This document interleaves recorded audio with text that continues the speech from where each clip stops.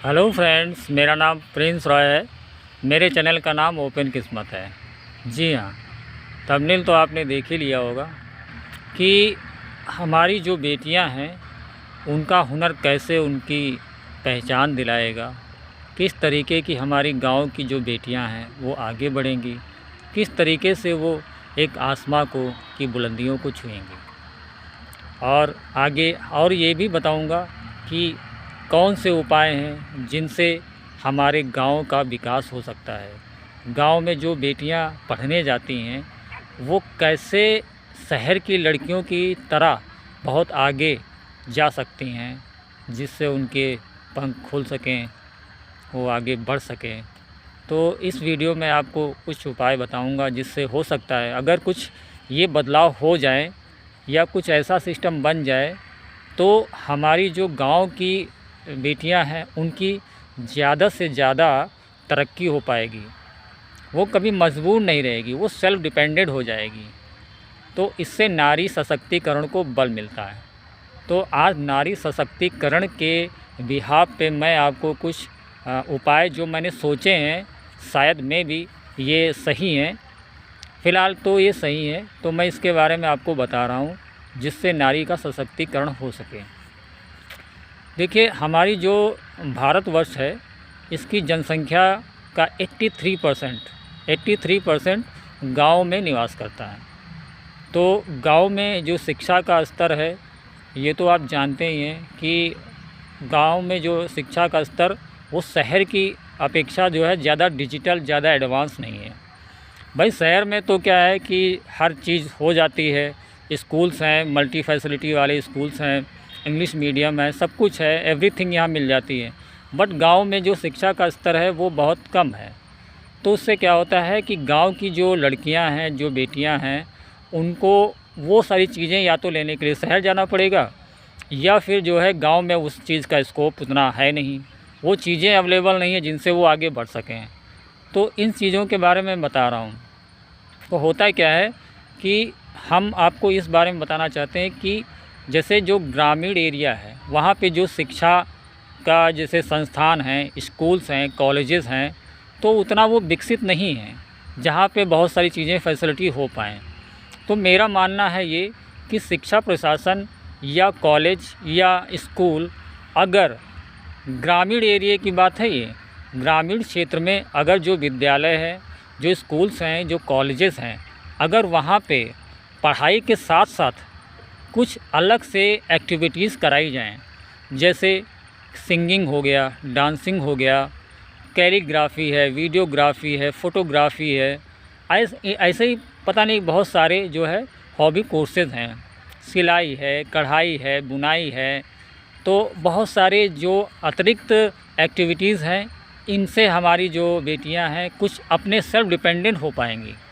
मेरा कहने का मतलब है नारी अगर सेल्फ डिपेंडेंट है तो वो खुद पे अगर सक्षम हो जाएगी तो वो आगे बढ़ जाएगी। इसी के बिहाफ पे मैं ये सब वीडियोस बनाता रहता हूँ। शायद इससे हमारे देश के कुछ ही लोगों को अगर फ़ायदा मिलता है तो बहुत अच्छी बात है, क्योंकि नारी सशक्तिकरण बहुत मायने रखता है। इसलिए मैंने इस बारे में सोचा, तो मैंने सोचा शायद अगर कुछ इसके बारे में कुछ बात निकलती है तो हो सकता है कोई बदलाव आ जाए। क्योंकि हम जानते हैं कि बहुत सारे प्रकार के जो है ये होते हैं, हॉबी कोर्सेज़ वगैरह होते हैं। तो जैसे मान लिया लड़कियां पढ़ने स्कूल जाती हैं, तो स्कूल में मान लिया 6 घंटे का मतलब होता है, क्लास वगैरह होता है, पीरियड्स वगैरह चलते हैं।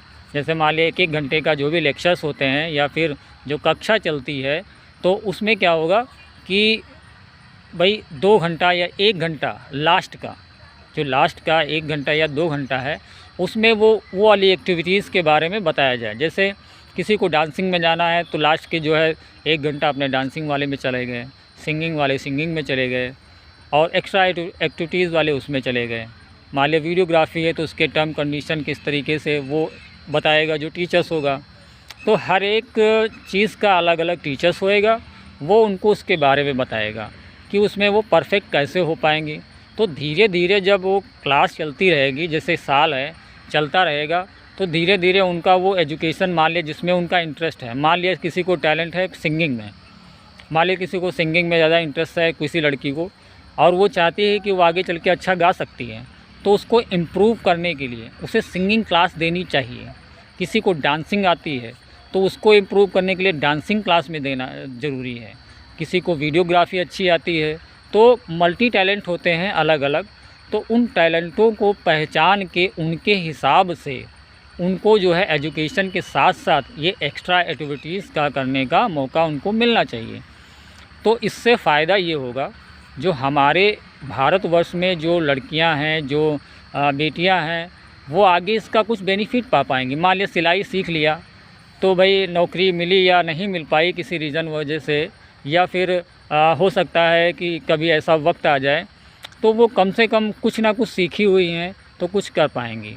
इसी तरह ब्यूटिशियन का कोर्स होता है, तो अगर बाय द वे जैसे मान लिया उन्होंने कुछ पढ़ाई की, उसके बाद जल्दी शादी हो, एक्चुअली में गांव में हो भी ऐसे जाता है कि ज़्यादा दूर तक पढ़ाते नहीं हैं, ज़्यादा लेवल तक पढ़ाते नहीं हैं, उसके बाद शादी का ही आ जाता है बोझ।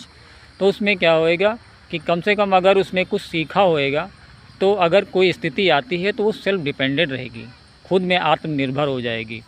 और हमारे देश में ये भी चल ही रहा है भाई, आत्मनिर्भरता सबसे ज़रूरी है, सबसे ज़्यादा ज़रूरी है नारी सशक्तिकरण, सेल्फ डिपेंडेंसी। खुद पे वो निर्भर अगर हो गई तो हमारे देश का ज़रूर विकास होएगा, नारी सशक्तिकरण को बल मिलेगा। मैं यही चाहता हूँ कि किसी भी समस्या को मैं उठाऊँ और उस समस्या के लिए सोचूं कि इसमें कुछ नया हो सकता है, क्या इसका कोई सॉल्यूशंस है। मैं यही सोचता रहता हूँ। मेरे भारतवर्ष की जो गांव की जनसंख्या है, जो गांव में रहते हैं, अगर उनका विकास होएगा तो हमारे देश का विकास होना ही है। तो ये मान के चलिए, तो नारी सशक्तिकरण को बल देना चाहिए। कुछ सिस्टम ऐसे बनाने चाहिए जो ग्रामीण एरिया में जो विद्यालय संस्थान हैं उसमें हॉबी कोर्सेज़ वगैरह की व्यवस्था होनी चाहिए, टीचर्स होने चाहिए, कुछ टैलेंट एनालाइजेशन करने वाले लोग होने चाहिए जो उनके टैलेंट को परख सकें। भाई ये तो है नहीं कि सिर्फ पढ़ाई किया, अब भाई प्रैक्टिकली कुछ कर नहीं रहे हैं। R&D भी बनाएं, इससे बढ़िया क्या है, R&D बनाएं जिनके अंदर टैलेंट है कि मैं कोई रिसर्च कर सकता हूँ। कुछ बच्चे ऐसे होते हैं जो एक्स्ट्रा ऑर्डिनरी होते हैं, लेकिन ग्रामीण में हैं लेकिन एक्स्ट्रा ऑर्डिनरी होते हैं, तो उनके लिए भी उनको परख होनी चाहिए कि वो क्या करना चाहता है। तो उसके लिए लैब वगैरह ये सब चीज़ें व्यवस्थित होनी चाहिए। अगर कोई विद्यालय ये सब करते रह जाएंगे तो आगे चल के कुछ नई चीज़ें निकल पाएंगी। हमारे जो साइंटिस्ट हैं, साइंटिस्ट की संख्या में इजाफ़ा हो जाएगा। जो टैलेंट भारतवर्ष में है वो बहुत ज़्यादा है, क्योंकि यहीं के जो जितनी भी बहू बेटियां हैं वो बहुत ज़्यादा टैलेंटेड निकलती हैं, जहाँ तक मायने हैं ये। तो हमारा कहने का मतलब ये है कि हर विद्यालय में कम से कम कुछ ना कुछ एक्टिविटीज़ होती रहें जिससे नारी सशक्तिकरण को बल मिले। और नारी को तो मिलेगा, साथ में अदर लड़कों को भी मिलेगा, सबको मिलेगा इसका फ़ायदा। तो इसी के साथ मैं चाहता हूँ कि आप कृपया करके मेरी वीडियोस को लाइक करिए, शेयर करिए, कमेंट करिएगा और सब्सक्राइब ज़रूर कर लीजिएगा, क्योंकि अगर सब्सक्राइब करते हैं तो आपका प्यार मिलता है, कमेंट करते हैं तो मेरे अंदर जो मेरी वीडियोस के अंदर जो कमियां होती हैं, तो सजेशंस होते हैं, क्वेरीज़ वगैरह देते हैं, तो उससे मुझे प्रेरणा मिलती है। तो ये प्रेरणा मुझे मिलती रहनी चाहिए भाइयों। तो आप सबसे नम्र निवेदन है कि कृपया सब्सक्राइब करें और थोड़ा इसके बारे में सोचिए। कुछ बदलाव तभी आएगा जब सब लोग सोचेंगे, एक के सोचने से कुछ होता नहीं है। शायद इससे किसी को कुछ मैसेज पहुँचे तो इसका बेनिफिट हमारे देश को, हमारे गांव की बहू बेटियों को हो जाए। इसी के साथ मैं अपनी वीडियो को समाप्त करता हूँ। धन्यवाद। जय हिंद।